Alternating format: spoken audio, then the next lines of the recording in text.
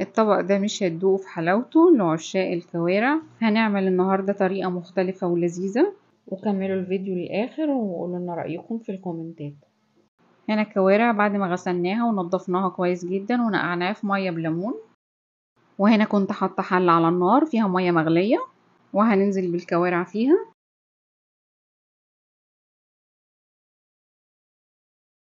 هنديها غلوة على النار علشان نشيل اي ريحة زفارة او اي ريحة احنا مش حابينها. بعد ما اخدت غلوة على النار شلتها.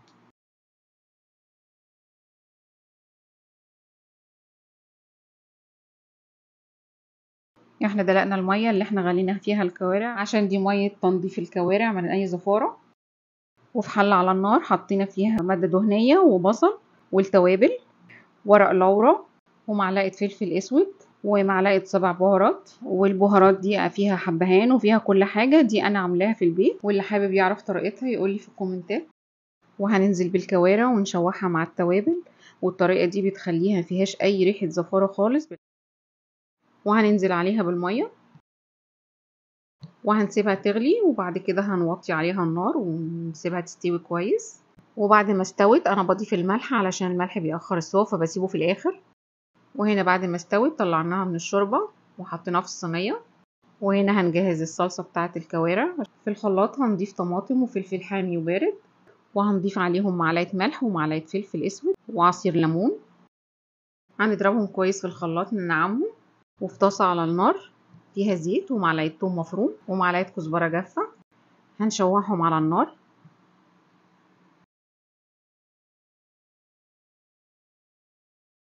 ولما الطشة تحمر هننزل بالطماطم عليها.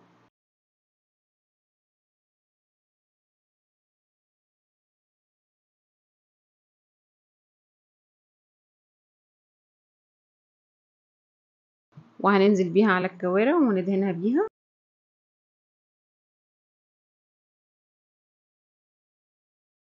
وندخلها تحت الشواية تحمر.